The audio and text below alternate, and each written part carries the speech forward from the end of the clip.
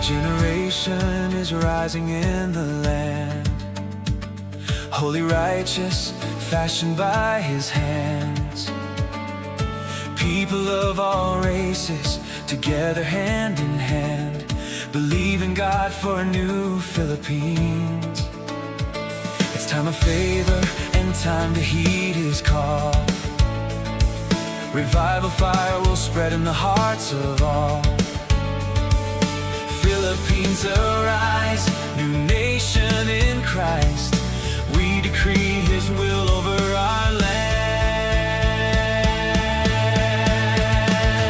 A new Philippines, a nation in God, a model of peace and unity, clothed in glory, held high in honor, a royal people destined to rule. A nation that is fashioned by his word and by the Spirit of the Lord. Be restored and come forth in righteousness, a nation filled with faces without races, called by the Lord to reveal his glory on earth.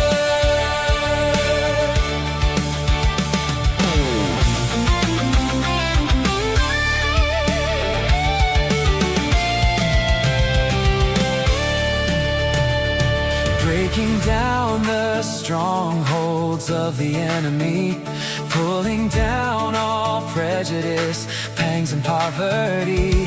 Release on us, Lord, your justice and peace. Your kingdom is now in our land. Philippines is now in your hand. A new Philippines, a nation in God, a model of peace and unity, clothed in glory, held high in honor, a royal people destined to rule.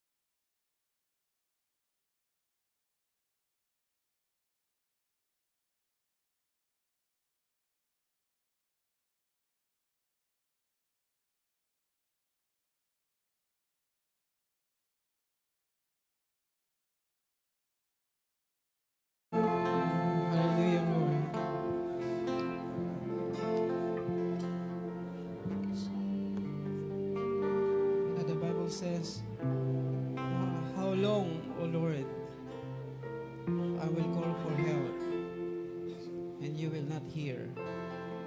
I cry out to you, violence, yet you do not save.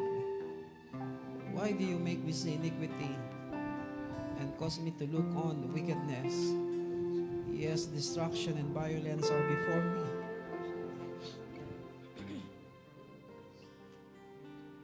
Therefore the law is ignored, and justice is never upheld. For the wicked surround the righteous, therefore justice comes out perverted. Look among the nations, observe, be astonished, wonder, because I am doing something in your days. You would not believe if you were told.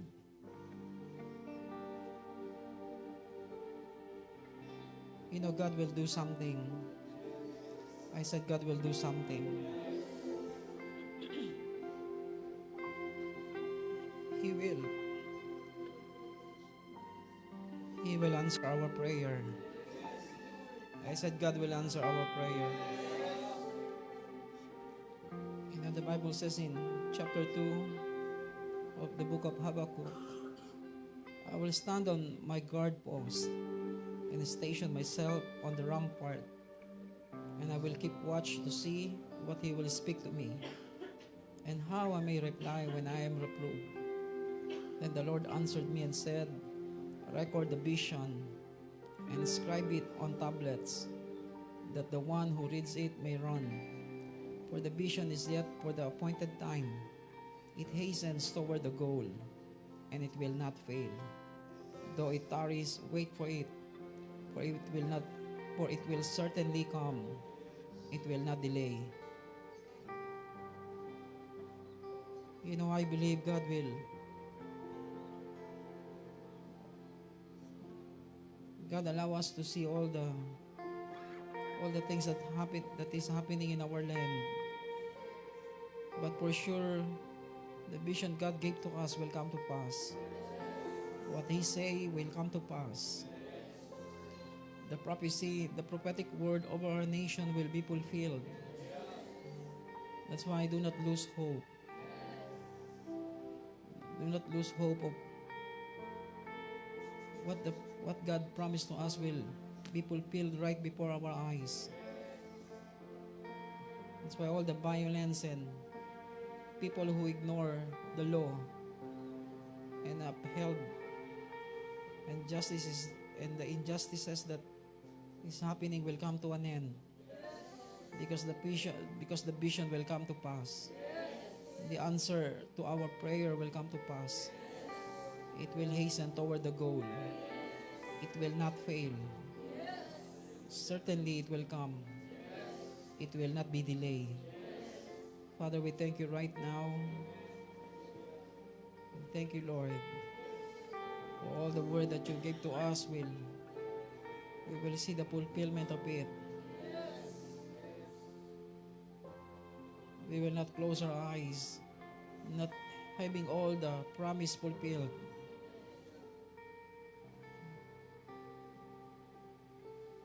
You will fulfill it in our time.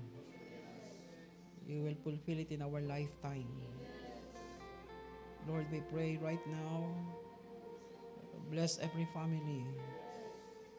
Bless this land. Bless our nation. Oh God, we come to you. We know how heavy our hearts for our nation. How heavy our hearts for our generation. How heavy our hearts for your church.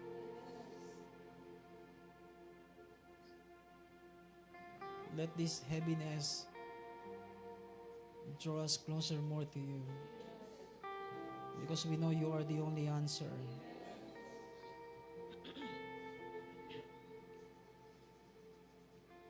You're the only one who can give us the strength to bring change into this nation. Lord, we trust you this morning. That every cry in our hearts and the frustration in our hearts for our nation, Lord, will be taken away because you are a sovereign God. You are the God that will not fail us. You will never fail. You will see this nation into her destiny. All the vision will be fulfilled. All the word will come to pass. Oh Jesus, we worship you. We worship you, Lord. Come on, lift up your hands and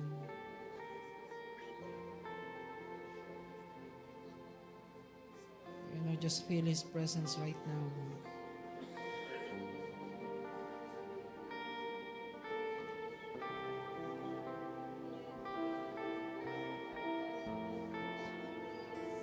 Oh, we worship you, Lord.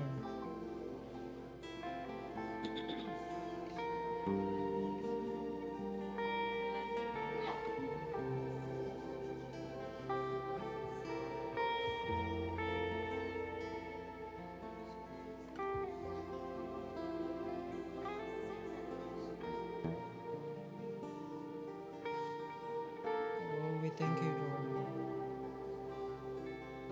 We thank you and we bless you.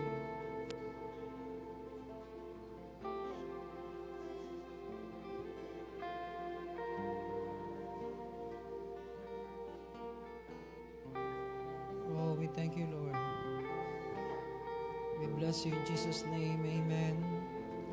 Amen. Amen.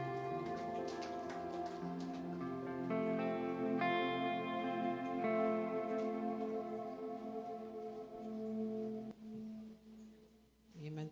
Keep believing God. I said keep believing God. Something will change. Something great will happen into our land.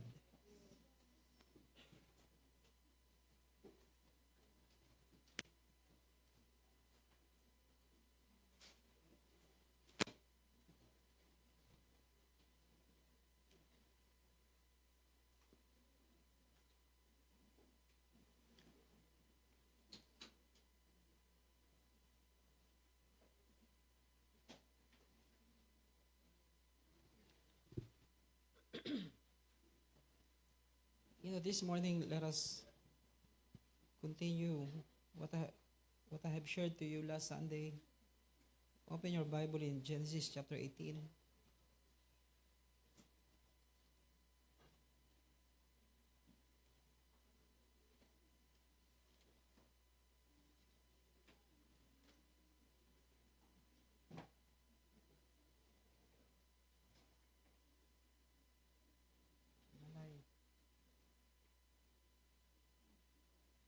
Genesis 18 verse 1.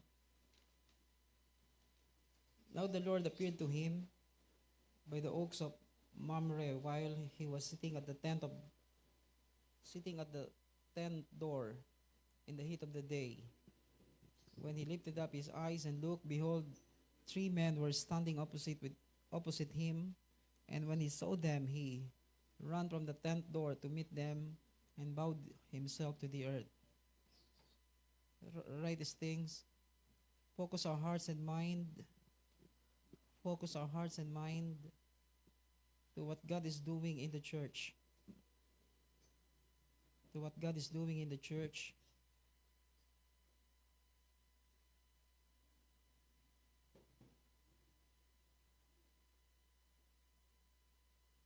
Focus our hearts and mind to what God is doing in the church.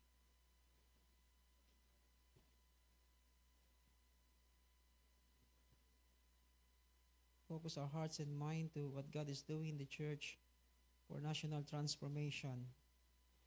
The church is the vehicle of God to bring change. I said the church is the vehicle of God, God's instrument to bring change. Amen? That's why the church is very important.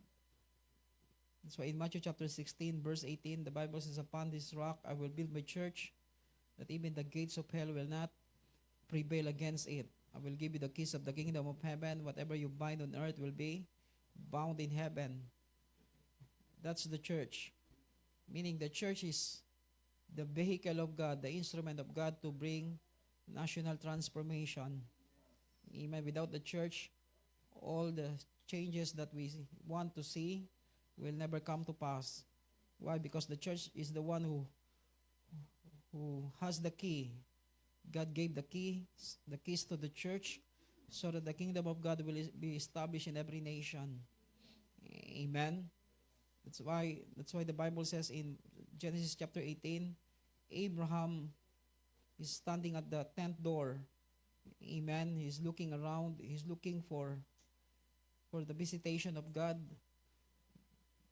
Why? Because his heart is focused and his mind is focused to what God is about to do.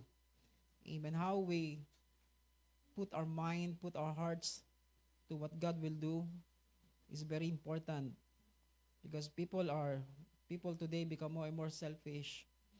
Amen. They only think of themselves. They only think of their own dream. But Abraham is looking outside. He's standing at the tent door, but he is also looking outside, meaning we must not become more and more self-interest, but we must become also interested into what God is doing. Sometimes we are only interested to what God wants to do into our life, but we are not interested to what God wants to do. Hello. We only want God to get involved with us, but we don't want to be involved with God. Hello. Are you awake this morning? The problem is we want God to get involved with us, but the moment God wants to do something, we don't want to get involved with it. But Abraham is different, because he wants to get involved with God too. Not he wants God to get involved with himself, but he want to get involved with God, with the God of the nation. That's why our hearts must be focused, because when God built the church, it's for national transformation. I said when God built the church, it's for national transformation. He said, I will give you the keys of the kingdom of heaven. Whatever you bind on earth will be bound in heaven. Even the gates of hell will not prevail. Amen. In Mark chapter 11, verse 17, when God built the house, when God built the church, He built the house for the nation. He built the church for the nation. In Mark 11, verse 17, this house is, the house of God is the house of prayer for all the nation. Mark 11, verse 17. And he began to teach. And he began to teach and say to them, Is it not written, My house shall be called a house of prayer for all the nations, but you have made it a robber's den. That's why how we build the church is very important. Because if we build the church for the nation, then we become the church that will be used by God to bring change for the nation. Amen. But some churches become a robber's den. Hello. I said some churches become a robber's den because they allow all kinds of activities that is not part of God's plan, that is not part of God's purpose. But the Bible says the house is the house of prayer for all the nations, meaning from the church and through the church, nation will be changed, nation will be touched. In Matthew 24, verse 14, Matthew 24, I want you to see all this scripture to understand more about the church. The church is not just a place of gathering. The church is a place for the nation to be changed. In 24 verse 14, the Bible says, And this gospel of the kingdom shall be preached in the whole world as a testimony to all the nations, and then the end will come. That's why the church is the one that will be preached the gospel of the kingdom, meaning the coming king, the king that will establish his kingdom on the earth so that all nations will bow down to him. In Romans chapter 16 verse 26, Romans 16.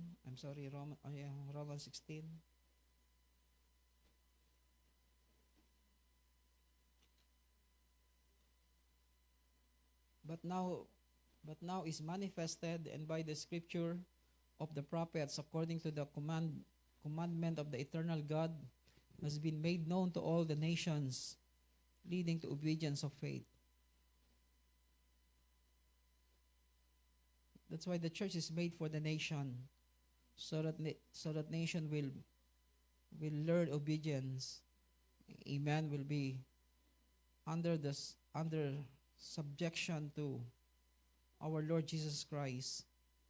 In Revelation chapter 11 verse 15, the Bible says, "And the kingdom of this world will be the kingdom of our Lord and of his Christ forever." That's why when Jesus died on the cross, it's not just for the individual being to be saved, but it's for the church to bring change into the nation. Amen. That's why the church is very important. So how we focus our mind and our hearts to what God is doing in the church. What He is doing in the church. He built the church so that nation will be changed. Amen. So that all the negative things that we see will come to an end. Why? Because we are called to, in Romans chapter 1, the Bible says in verse 3, not verse 3, verse 5, "Through whom we have received grace and apostleship to bring about the obedience of faith among all the nations." Amen. That's why what the church received is to bring obedience to all nations. Amen. So that all nations will obey Christ, will obey God's will. That's why that is what God is doing in the church at this very moment. Amen. That's why our hearts must be on it. We must focus on what God is doing in the church, because what we have received is not only what we have received has not only to bring us to heaven, but also to bring the nation into obedience of faith. Amen. Number 2, the church can become an instrument for national transformation. The church can become an instrument for national transformation when God find a place of habitation. The church can become an instrument for national transformation when God find a place when God find a place of habitation and a place to dwell within His people. The church can become an instrument for national transformation when God find a place of habitation and a place to dwell among His people, or within His people. In Ephesians chapter 2 verse 19,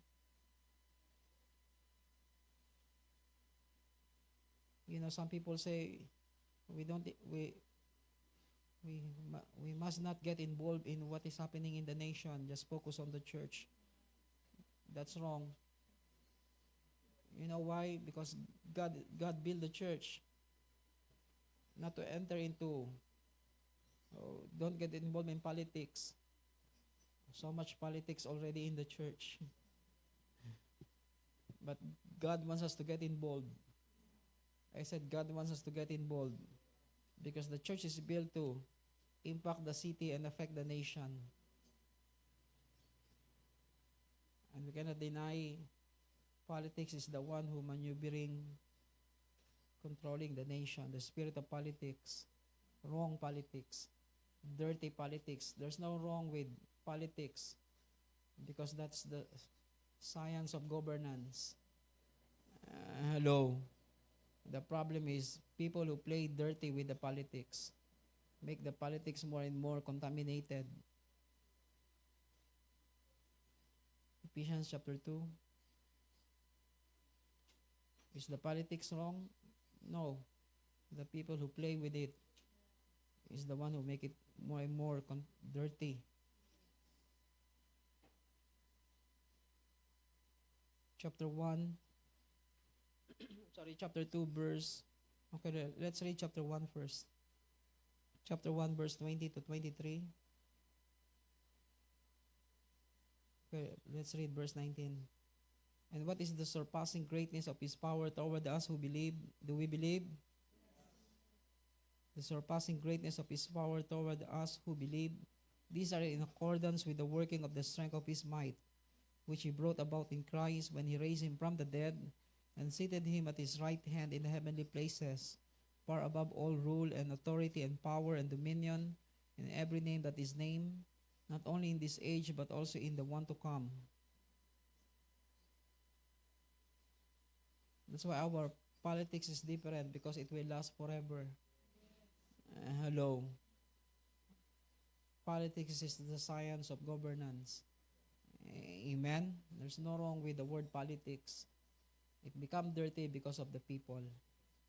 Amen. They play, they power tripping, they bully others the moment they got into power.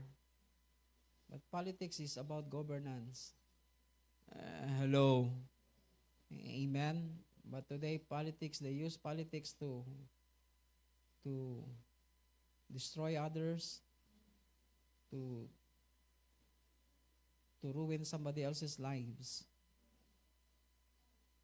In verse 22, and He put all things in subjection under His feet, and gave Him as head over all things to the church, which is His body, the fullness of Him who fills all in all. Imagine in these verses, we see that the church is built to. The church is, Jesus died on the cross, He rose from the dead, and He gave all this power to the church so that so that the church will put everything under subjection. Amen. Under His feet. Amen. Do you understand the scripture? And He put all things in subjection under His feet, and gave Him as head over all things to the church. That's why the church will be the one that will rule. Amen. All the dirty politics that is happening will come to an end when the church begin to become God's habitation. Amen. That's why the church must become God's habitation, a place where God can dwell. In chapter 2, verse 19, chapter 2, verse 19, so then you are no longer strangers and aliens, but you are, sabi ko na sa inyo, totoo ang alien eh. I'm just joking. There's no alien. Mukhang alien, meron. So then you are no longer strangers and aliens, meaning you are part of God's kingdom. You are part of God's family. You are a citizen of heaven. Are we citizen of heaven? Yes. So then you are no longer strangers. Some people, they look strangers. Amen. They become strangers into God's family. But the Bible says you are no longer strangers. Tell your neighbor, you're no longer strangers. You are not alien. Amen. Meaning you are not cut off from you are not cut off from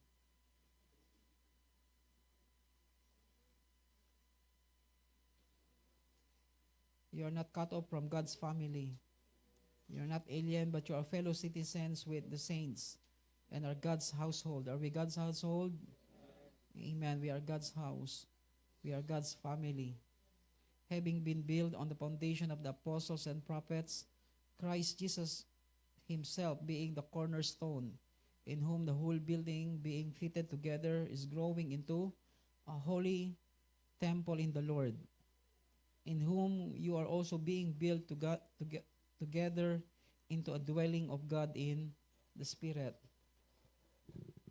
That's why in chapter 1, the church is the church. God authorized the church to be the head over all things.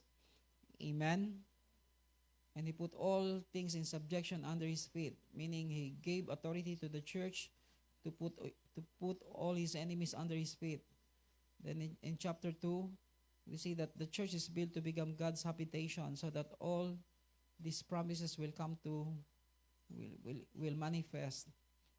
Amen. That's why the church can become an instrument for national transformation when God find a place of habitation and a place to dwell. That's why when God begin to dwell in us, dwell in the church, become God's habitation, then we can bring change into the nation. Amen. In Exodus chapter 25, verse 8, the Bible says, God commanded Moses, build me a tabernacle so that I can dwell among my people. Amen. That's God's desire. I said that is God's desire. He wants to dwell within us. Amen. Chapter 25, in verse 8.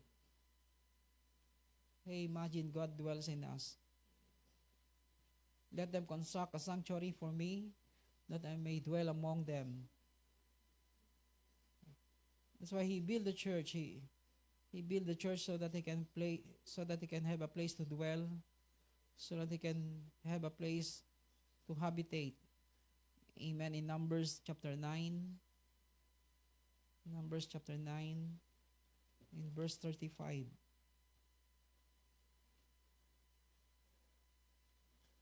You know that why they conquer nation after nation? Because God is with them. God dwells among them. You know the problem with us as a church? We only want God visitation. We only want God to come when we need Him. But we don't desire to be His habitation. Okay? I said the problem with us as a church, we only want God to visit us when we need Him. When we have a need, we want God to visit us. But we don't have a desire to be His habitation, to be His dwelling place. Chapter 9, verse 35. Sorry. Where I am. 9, but walang 35. Sorry, I think it's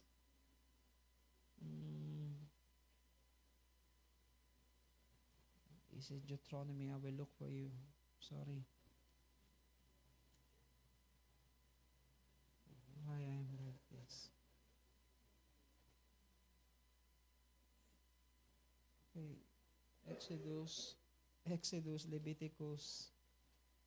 If it is not on Numbers, then let's look for Leviticus.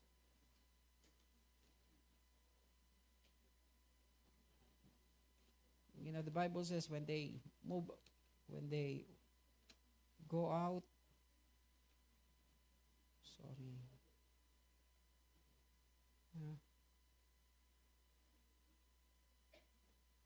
Okay, just wait.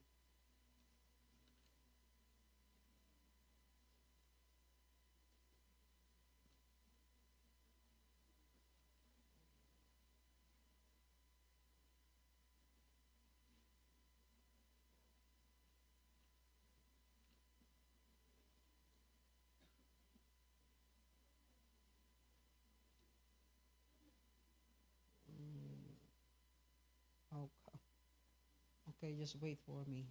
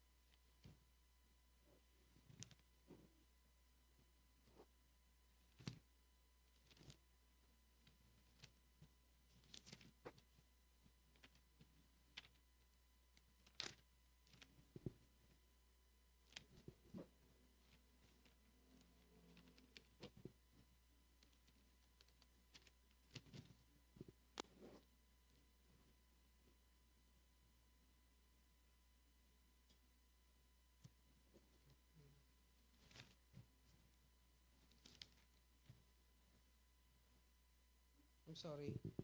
Yeah, Numbers chapter 10. I'm sorry. Maybe I'm already sleeping. Numbers chapter 10, verse 35. I'm sorry.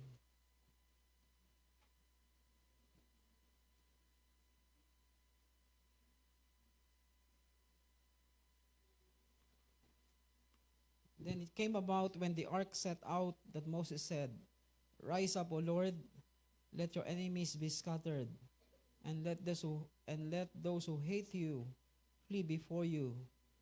When it comes to rest, he said, Return, O Lord, to the myriad thousands of Israel. Okay, imagine during the time that the Lord lives among his people. Amen. That's why when they rise, Moses said, Rise up, O Lord, let your enemies be scattered, and let those who hate you flee before you. And when they and when it come to rest, he said, Return, O Lord, to the myriad thousands of Israel. That's why the church is built in this way. Even when we rise up, the enemy will be scattered. Amen. The nation will be conquered. I said the nation will be conquered. And when we come to rest, God also return to dwell among us, to have fellowship with us. Amen. That's why, number one, focus our hearts. Number two, the church must become God's habitation. Number three, we must find the favor of God and keep it inside the house. We must find the favor of God and keep it inside the house. Amen. That's what Abraham did in chapter 18 of the book of Genesis. Amen. He find the favor of God and keep it inside. Right? These things, ingredients in keeping God's favor inside the church. Ingredients in keeping God's favor inside the church. Number one, we must build a clean atmosphere. We must build a clean atmosphere. That's why the atmosphere in the church must become clean. And for us to do it, worship has a vital role to bring clean atmosphere. I said worship is the important ingredients to bring clean atmosphere. Amen. Because worship cleanses the atmosphere. Amen. That's why if we want to keep God's presence or God's favor inside in the church, in our lives, there must be always have a clean atmosphere. Amen. Meaning the atmosphere must be clean. Number two, the flow of revelation. The flow of revelation and word dimension. The flow of revelation and the word dimension, meaning God's favor will be upon us when God begin to open up the doors for us to receive a word, to receive a revelation. The Bible says in Matthew 16, Flesh and blood did not reveal this to you, but my Father who is in heaven.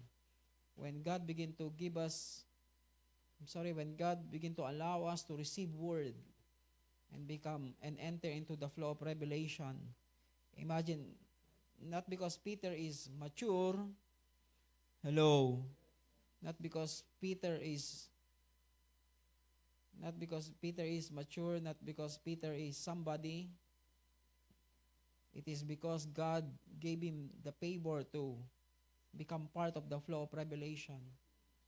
Amen. That's why Jesus said, Flesh and blood did not reveal this to you, but my Father who is in heaven. Meaning, when God begin to favor you, the sign of the favor of God is in your life. He allow you to receive word. He allow you to receive and become part of the flow of revelation of what the Father is saying concerning the church, concerning His Son. Amen. Why? Because Peter said, You are the Christ, the Son of the living God. Jesus said to him, Flesh and blood did not reveal this to you, but my Father who is in heaven. Amen. You did not get this from from others. You did not learn this from others, but God, my Father, gave you this favor to know this revelation of who I am, that I am the Christ, the Son of the living God. Amen. That's why for us to keep God's favor, we must allow the flow of revelation to keep coming into our life. Amen. The word I mentioned, meaning God's word is we are connected to the word. I said we are connected to the word. We are connected to the flow of revelation. The moment the revelation is cut off, meaning God is no longer speaking to us because He take away the favor of God. Hello, we lose God's favor in our life. That's why the ingredients in keeping God's favor in our life and in the church is make sure you are always connected to the flow of revelation. Amen. Meaning God is speaking to us, keep talking to us, keep communicating to us concerning of who He is, revealing Himself to us in a powerful way. Number 3, ingredients: avoid conflicts and strifes in the atmosphere. Avoid conflicts and strifes in the atmosphere. The favor of God will not be upon us if there's always strifes and conflicts. Amen. Hello, kahit ang kalapate lumalayas. Hello, pag maingay sa bahay. Hello. Yung African lovebirds. Yung itim African lovebirds. Sabi ni Ken, paano yung puti? American lovebirds. There's no such thing as that. No, we're just joking. Amen. But avoid conflicts. I said avoid conflicts. Amen. Avoid strifes and conflicts so that God's favor will stay with us. Amen. In Genesis 13 verse 7 to 8, I tell you, our people are amazing. You will have no time to become sad. In Genesis 13, verse 7 to 8, the Bible says, "And there was strife between the herdsman of Abraham's livestock and a herdsman of Lot's livestock. Now the Canaanite and the Perizzites were dwelling in the land.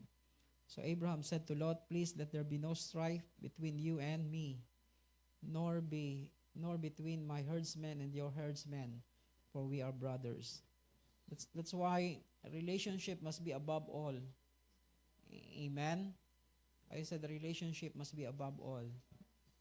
Always consider your relationship, not who is wrong and who is right, but always put relationship above all. Above all the strifes and conflicts, relationship must be put above all. Amen. Even there is disagreement sometimes, but relationship must be above all, because the relationship is important. Amen. I said relationship is important. That's why avoid conflicts and stripes in the atmosphere. Make sure there's no animosity, or sometimes we misunderstood one another, but we must resolve it quickly. I said we must resolve it quickly, because if there's strife, the enemy will take advantage of it. I said the enemy will take advantage of it. He will use that negative emotion that we have with one another until in such a time that we will hate one another. Hello, I don't want to see his face. Oh, I don't want him to see doing that thing anymore. Then we don't realize, it's already hate. It's already negative emotion. And how we keep our hearts clean. Hello. Sometimes We thought it's only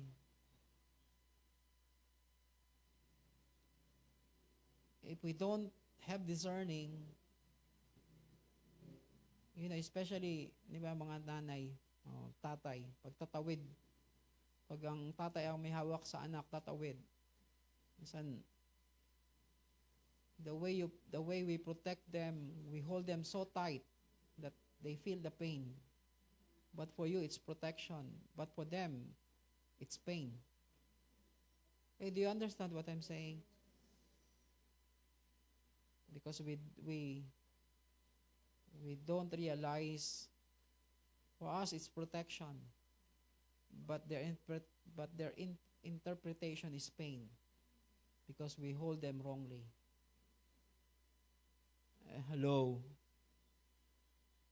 Hey, do you understand this? Meaning,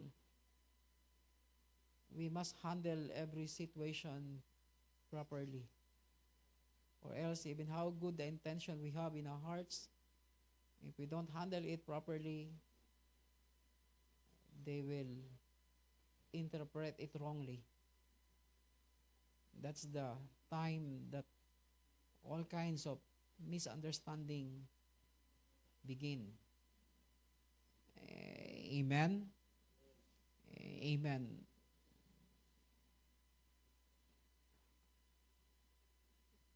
Kasi may mga bata talaga pag hinawakan mo, pumipiglas. Hello. At ilan na yung nasagasaan dahil sa ganong sitwasyon. Hello. But sometimes parents they hold it tight, so tight. The children don't understand it as protection anymore. They understood it as painful. They understand the pain. Hello. What they feel is the pain, no longer the protection. That's why God has to give us wisdom how to handle everything in a proper way. Amen. So that we can avoid conflicts and stripes in the atmosphere. Hello. Especially generation today, it's very hard to handle them. If you handle them so tight, they will misinterpret you. Pagka niluwagan mo, they will use it as their own freedom to do what they want. Hello. Kayo mga bata, naintindihan niyo yung sinasabi ko? Amen. Bigla kayo naging bata. Isip bata. This is important because stripes and conflicts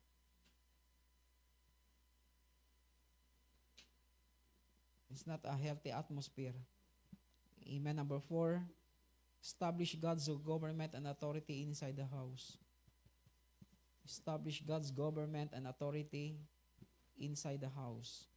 The problem with Eli, the reason why the favor of God is taken away from him, from his household, because he did not discipline his son.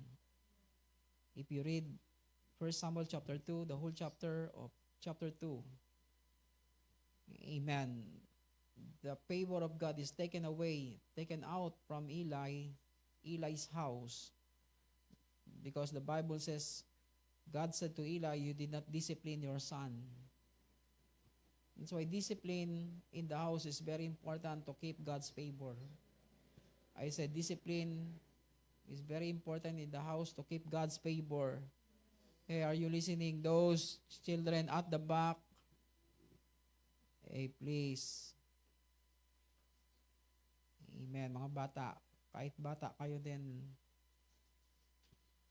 make sure you are listening, not playing cellphone. Close the cell phone. Close the cell phone. Amen.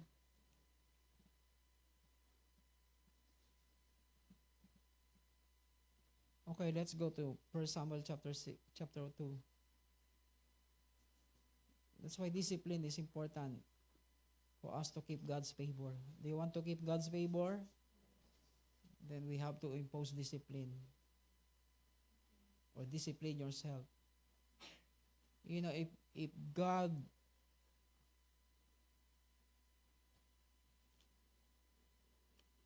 begin to harden your heart because He wants to destroy you, you know it's very dangerous. Chapter 2, in verse 12, now sons of Eli were worthless men. They did not know the Lord. You know, you become worthless because you don't know the Lord. The one who gave worth into our life is because we know God. I said it's because we know God. In verse 22, now Eli was very old, and he heard all his sons were doing to all Israel, and how they lay with the woman who served at the doorway of the tent of meeting. He said to them, why do you do such things? The evil things that I hear from all these people. He hear, but he did not do anything. Hey, when we see something, when we know something that is not right, we must do something about it. No, my sons, for the report is not good, which I hear the Lord's people are circulating, will mediate for, the Lord's people circulating. Marami ng chismosa noon. Hello, chismoso. But sometimes those things are good for you to be corrected. Hello. Some people, makukulit. Dahil dito sa mga to, chinismis ako. Sometimes it's good for you to align yourself, especially if it is true. Hello. Pwede naman pala eh. Chismis tayo magchismis. Hey, please. Don't circulate the wrong thing. If one man sin against another, God will mediate for him. But if a man sins against God, who can intercede for him? But they would not listen to the voice of their father, for the Lord desired to put them to death. Hey, imagine if God will not give you an ear to hear and a heart to obey, because you are already destined for destruction. It's dangerous. Some people, they don't listen, they don't hear, they don't obey. Why? Because God already destined them for destruction. That's why let God give an ear to hear and a heart to and an open heart to respond. Because it's dangerous to be in that kind of situation. When God hardened the heart of Pharaoh, it's for him to show his glory, for him to show his strength and his love for his people. Praise the Lord. Are you awake? Amen. Of course, I already wakened you up. In verse, when you read this chapter, let God begin to speak into our hearts so deeply that we need to pray that God will give an ear to hear and a desire to respond, desire to obey. The Bible says in verse 25, if a man sins against another, God will mediate for him. But if a man sins against the Lord, who can intercede for him? But they would not listen to the voice of their father, for the Lord desired to put them to death. Now the boy Samuel was growing in stature and in favor both with the Lord and with men. Hello.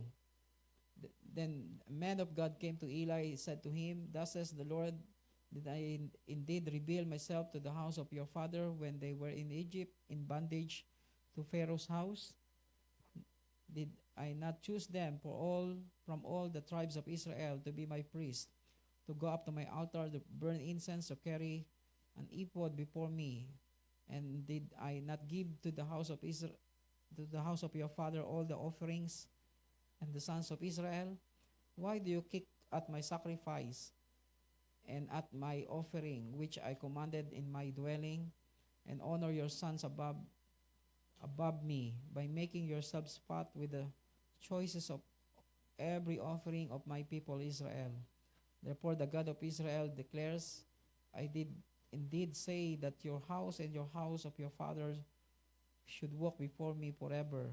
But now the Lord declares, far be it from me, for those who honor me I will honor, and those who despise me will be lightly esteemed. That's why if we honor God, God will honor us. I said if we honor God, God will honor us. We must honor God above everything. That's why God said to Eli, why you honor your son above me? Hello. That's why we must understand this thing. God must be above every relationship we have. Amen? God must be above everything in our life. If we put Him above everything, then we will not allow nonsense things. Amen? Amen. Hey, this is important. That's why establish God's government. Amen. The government of God, establish God's government and authority inside the house. Number 5, ingredients for us to keep the favor of God inside, paying the price by offering our lives in the spirit of sacrifice. Paying the price by offering our lives in the spirit of sacrifice. So we make sure we pay the price, amen, and always operate in the spirit of sacrifice. Number 6, that's why when Abraham met God in Genesis chapter 18, he offered all kinds of things. Hello, so that God will stay longer in the house. Number 6, communicate, commune, express, verbalize our affection. Communicate, commune, express, verbalize our affection to establish our relationship with Him intimately. Communicate, commune, express, verbalize our affection to establish our relationship with Him intimately. That's why Abraham communicated to God in chapter 18. Amen. He expressed his desire for him to stay longer. He offered all kinds of things so that his relationship with God will become more and more intimate. Amen. Amen. Number 7, for us to keep God's favor. Number 7, shut down all form of immaturity. Shut down all form of immaturity. That's why in Genesis 17, verse 1 says, God said to Abraham, walk before me and blameless. Amen. Meaning God said to Abraham, shut down all your immaturity because I am about to visit you. Because I am about to favor you. And God's favor will only come to us when we shut down all form of immaturity in our life. In verse 1 of chapter 17, now when Abraham was 99 years old, the Lord appeared to Abraham and said to him, I am God Almighty, walk before me and be blameless. Amen. Meaning God said, stop all this immaturity in your life. Hello, shut it down because I will favor you. Hello. Amen. What immaturity we have, then you must shut it down. Hello. Because if you don't shut it down, God's favor will not stay with you. Amen. Let's go to point number 3. Number 3, get everyone involved in what God is doing in the church to impact the city, to impact to impact the city and affect the nation. Get everyone involved in what God is doing in the church to impact the city and affect the nation. That's why all of us must get involved. That's why if the church will be used by God to bring transformation, all of us must get involved. Because this project cannot be done just by one or two. The whole church must get involved. The cook is involved, Sarah is involved, the servant is involved. You can read it in Genesis 18. Amen. All of them are involved. In verse 1, the Bible, in verse 2, when he lifted up his eyes and looked, behold, 3 men were standing opposite him. And when he saw them, he ran from the tent door to meet them and bowed himself to the earth and said, My Lord, if now I have found favor in your sight, please do not pass by your servant. Please let a little water be brought, wash your feet, and rest yourself under the tree. Hello. Even the tree is involved. And I will bring a piece of bread that you may refresh yourself. After that you may go on, since you have visited your servant. And they said, So do as you have said. So Abraham hurried into the tent to Sarah and said, Quickly prepare 3 measures of fine flour, knead it and make bread cakes. Abraham also ran to the herd and took a tender and choice calf and gave it to the servant. Even the cook is involved, and hurried to prepare it. He took curds and milk and calf, which is he prepared, and placed it before them, and he was standing by them under the tree as they ate. Amen. Imagine, we must get everyone involved. All of us must get involved in what God is doing. Amen. So that we can impact the city and influence the nation. Amen. That's why we must understand more of corporate destiny. I said we must understand more of corporate destiny. The word corporate destiny must be in our heart, that we are not running alone, we are not doing things alone, but we are doing things together.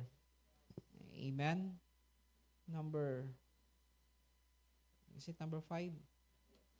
Number 5. The last point, number 5, we must draw from our Father's well. We must draw from our Father's well and drink from uncontaminated water. If we want our church to become the one that will bring transformation, we must draw from our Father's well and drink from uncontaminated water. You can read it in Genesis chapter 26, verse 12 to 16. Isaac dig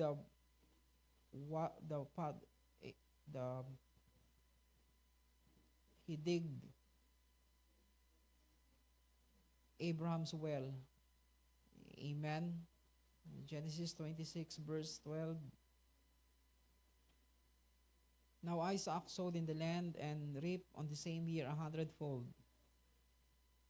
And the Lord blessed him, and the man became rich and continued to grow richer until he became very wealthy. He had possession of flocks and herds and a great household, so that Philistine envied him. Now all the wells which his father's servant had dug in the days of Abraham his father, the Philistines stopped up by filling them with earth. Then Abimelech said to Isaac, Go away from us, for you are too powerful for us. And Isaac departed from there and camped in the valley of Gerar and settled there. You can read in verse 18 onwards. You will see how they go back into all the wells that Abraham dig during the time, and they drink from the same well. Hello. Meaning what God is trying to say to us, don't listen to every preacher out there. Drink from your Father's well. Make sure you know to whom to listen to. Amen. I'm not saying I'm the only one, only two, only three. What I'm saying is make sure they are part of the household where God brought us in. You must know your relatives. Hello. That's why we can recommend some names. Amen. Dr. Tunde, Bill Hammond, all these people, they are part of our lineage. The other names, we don't know them. I'm not saying they are bad, but make sure you only drink from the Father's well, because not all wells are clean. I said not all wells are clean, because some people, every time they preach, money is always involved. And they cannot stop. Even how good the preaching is, at the end of their preaching, they will talk about money. Hello. Then some preacher, they play with all the anointing that they have so that they can attract more people. All these things, you must become aware of all these things, because not all wells will give us pure water. Amen. Write these things under point number 5. We must have consistent supply of water. We must have consistent supply of water. If we want to become the church that will affect the city and impact the nation, then we must have a consistent supply of water. Meaning, we are connected to the well of our Father. We are connected to the God of our Father. Letter B, we must have consistent supply of food for the journey. We must have consistent supply of food for the journey. In 1 Kings chapter 19,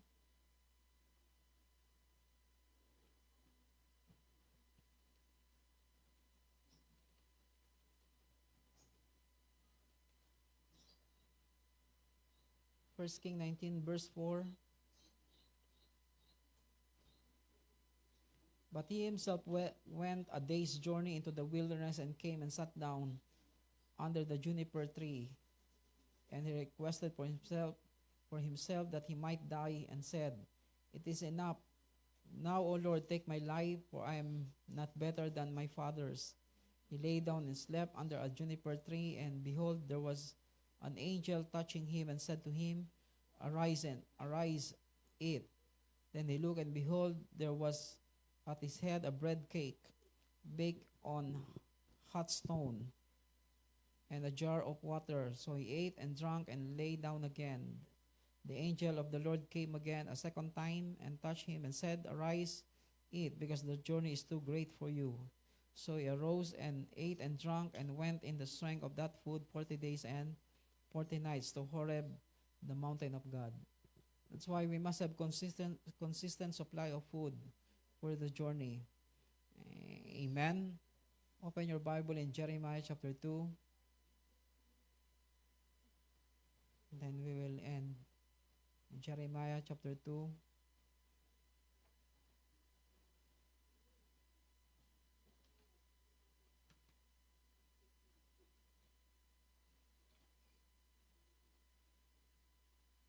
Chapter 2, verse 1.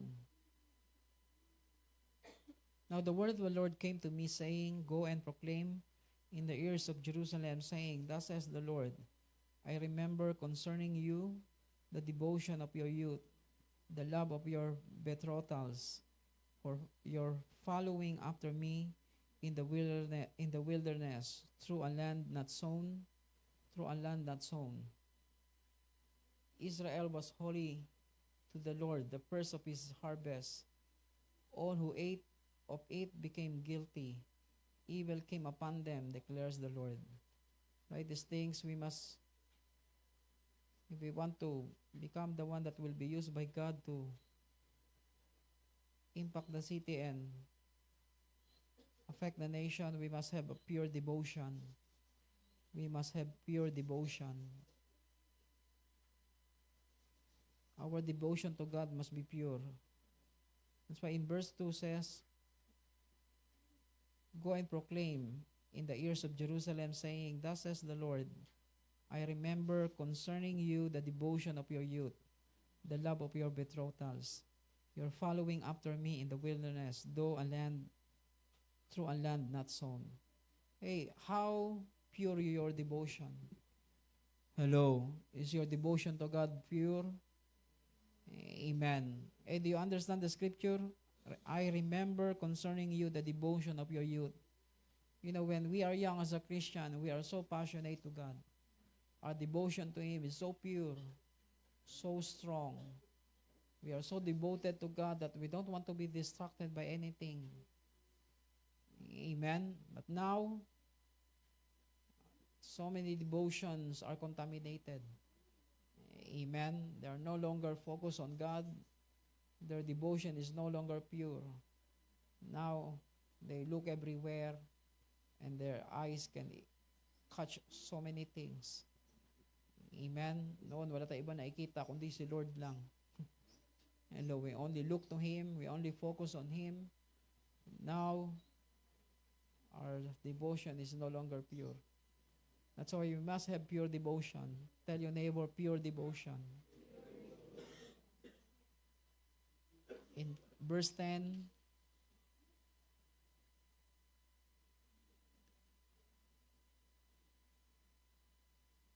sorry.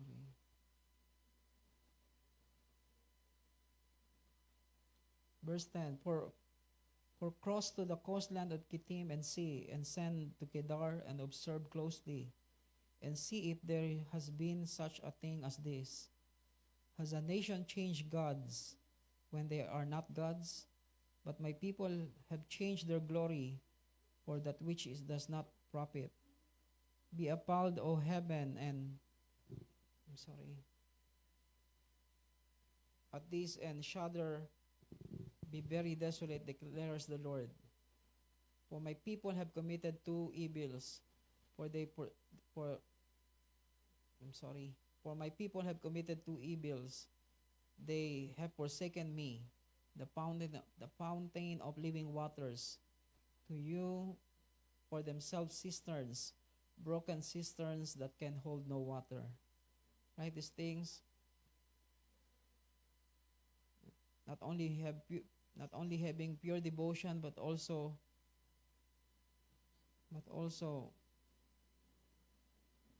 become a clean vessel. Become a clean vessel. And so we must become a clean vessel. Because even how clean the water is, if you put it in contaminated vessel, the water will become contaminated too. There's no problem with the word. The problem is the heart of the people. Hello. I said there's no problem with the word. There's no problem with the seed. The problem is the ground. Even the seed is hybrid seed. If you sow it in a wrong ground, it will not grow as a hybrid. Amen? Amen. That's why we must become a clean vessel. Tell your neighbor, be a clean vessel. Amen. Not only having a pure devotion, but also become a clean vessel. Make sure we are not contaminated vessel, because God will give us pour clean water into our life. Amen. That's why don't become a leaking vessel. Hello. Every now and then there's leakage everywhere. That's why cistern that cannot hold water. That's what the Bible says. Amen. Broken cisterns that can hold no water. Meaning if the vessel is leaking, it cannot contain the water. It cannot hold water. Amen? Hello? That's why, talk again to your neighbor, don't become a leaking vessel. Kaya minsan, di ba, kahit na 10 taon na, alam mo, kung kahit patak-patak lang, sa loob ng 10 taon, mapupuno ang timba. Hello? O isang drum. 10 taon, patak-patak, mapupuno ang isang drum. Basta walang butas. Hello? Pero kahit timba, kahit pamalakas ang tubig sa gripo, Hindi yan mapupuno kung puro butas. Hello. So the same with our lives. Amen. People who are leaking, vessel who are leaking, cannot hold water. Amen. But if we are not a leaking vessel, the day will come. Everything God poured out into our life, we can hold it. We can contain it. And in the days to come, we can release it to others. Hello. Why it did not happen? Because the vessel is leaking. That's why stop all the leaking. Hello. I said stop all the leaking in our life. Because the moment we stop all this leakage, amen? Anong mensahe sa likod? When we stop all the leaking, then one day, everything that we contain, we can release it to others. Amen? That's why the church must not become a leaking church. The church must become a vessel that can contain, that one day we will release it to the city. We can release it to the nation. That's why pure devotion, clean vessel, meaning not a leaking vessel, so that we can hold clean water. Amen? So that we can hold clean and pure water. That's why this morning I want to encourage you. You know, all these things God gave to us as a message. But this message must not remain as a message. It must become part of our life. Okay, just write these things, then we will pray. The seed that God gave to us, determine the harvest that we will have in the future. The seed that God gave to us, determine the harvest that we will have in the future. You know, all the message God gave to us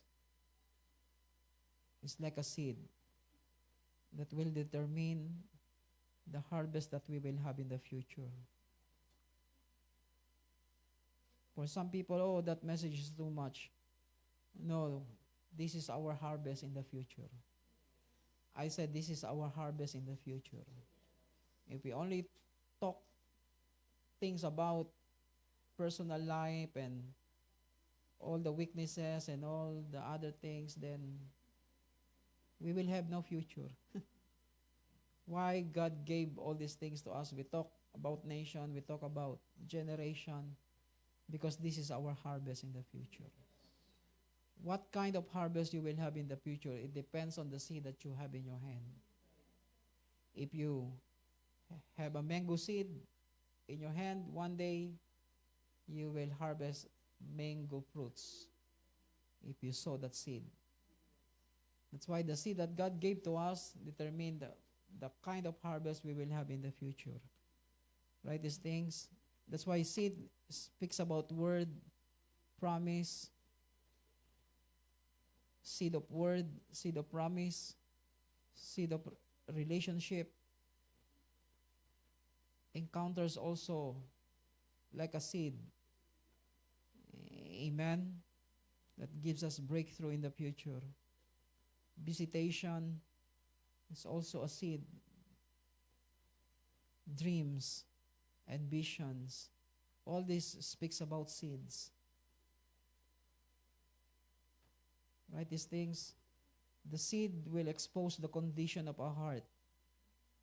The seed will expose the condition of our hearts to make necessary adjustment,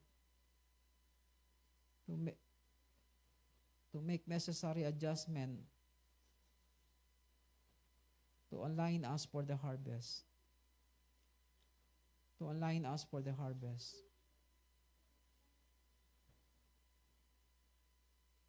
You know, the Bible says in Matthew 13, the sower went to sow the seed, to sow a seed. Amen. Some fell in wayside. Some fell on rocky road, rocky ground. Sorry, rocky road. It's ice cream. Hello, I want ice cream. Rocky Road. Do you know the flavor Rocky Road? Okay. Matthew 13.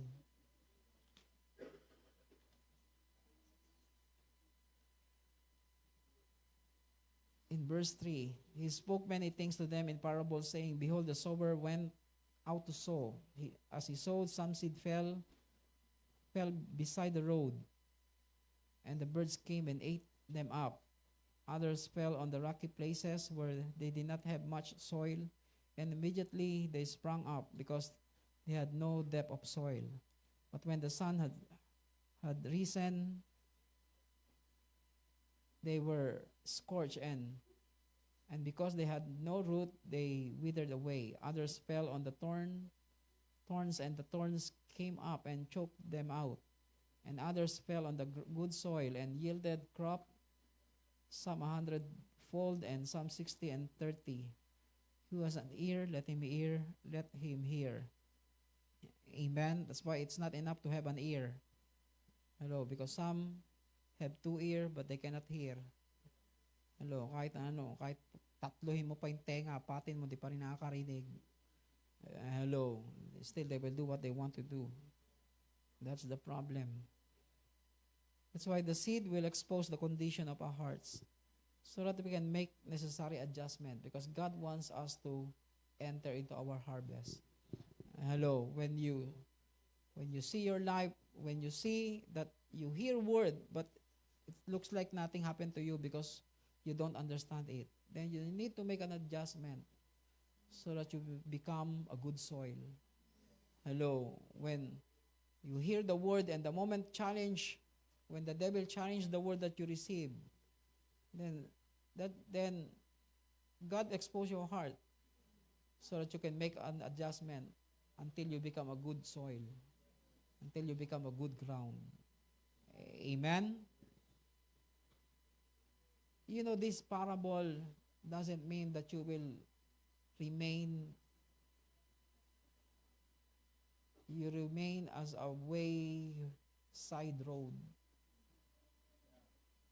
Hello. This parable is for us to be changed until we become a good ground.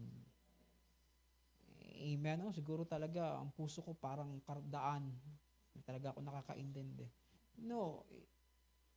God saw the seed to expose what kind of ground we are so that we can make adjustment. Adjust until we are aligned for harvest. Amen? When we first time hearing the word, we don't really understand everything. The devil will come and take away the seed. And we have to pray, Lord, give me understanding. Because the moment we understand the word, it goes deep into our heart. Then we are aligned for harvest. We adjust our lives for harvest. Then the seed that is sown into stony ground, amen, that cannot handle the challenges. We have to pray to God, Lord, give me strength. Give me a breakthrough spirit so that when challenges come, when the devil come to challenge the word that I receive, I can overcome the challenges. Then you become aligned for harvest. The one who sowed into, what is the other ground? Thorny ground. Hello. Then we have to pray to God, Lord, let all the deceitfulness of riches and the desire for other things take it out from my life so that I become a good ground. Because God is showing you the things that you need to be removed in your life. So that one day when you hear the word, you become a good ground. And you can enter into your harvest 100-fold, 60-fold, and 30-fold. We can make adjustments so that we can go to the next level. Not when you see yourself, you start to say, oh, maybe I am really like this. No. The seed is sown to expose what kind of ground we are, so that we can pray to God and help us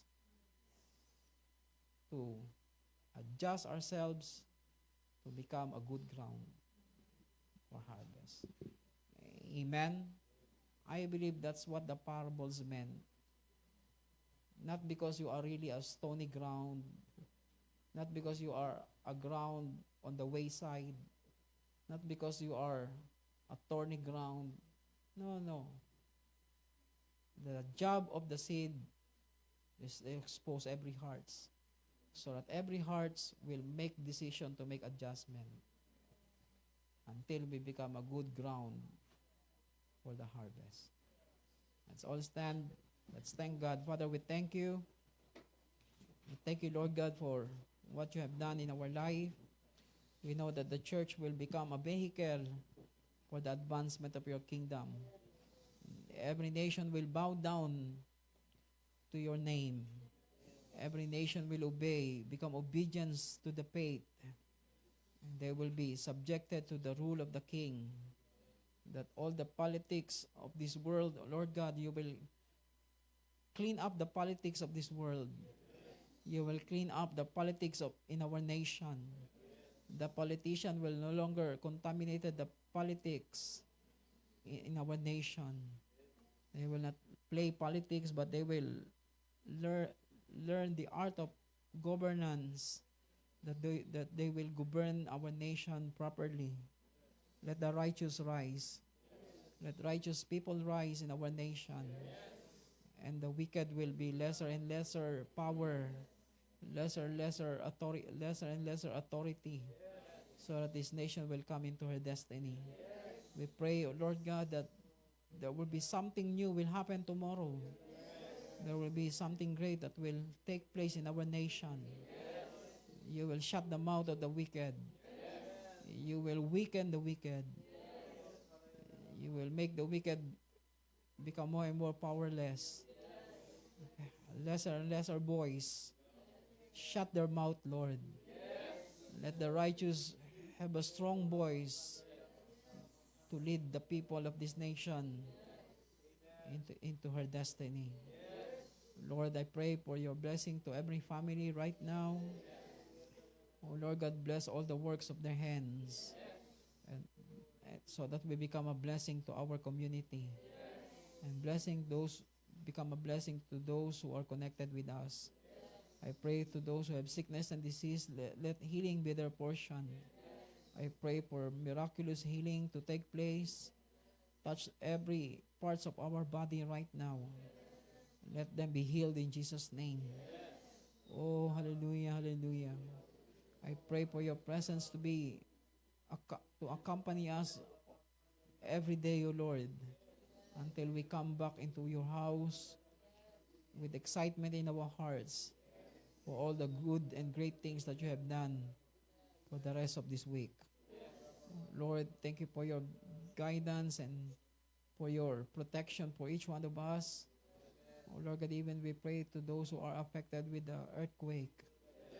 Lord God, we pray for all your provision to be sent into their lives. We pray for your protection. We pray for your mercy to be upon them. That in this time of distress, oh Lord God, they will know how to call upon your name. And those who call upon your name will be saved. Thank you, Lord God, that in this, Lord God, thank you for not only the ground is shaking, but their heart is shaking too, so that they will turn their hearts to you. Lord, all the things that is happening in Mindanao, let this be an opportunity for them to come to know you, to call upon the name that can be saved, to call upon the name that can give hope. Oh Lord God, in Jesus' name. Oh Lord God, Stop the shaking of the ground. So that your people will rise again. Oh Lord, we pray for them. Come on, pray for them right now.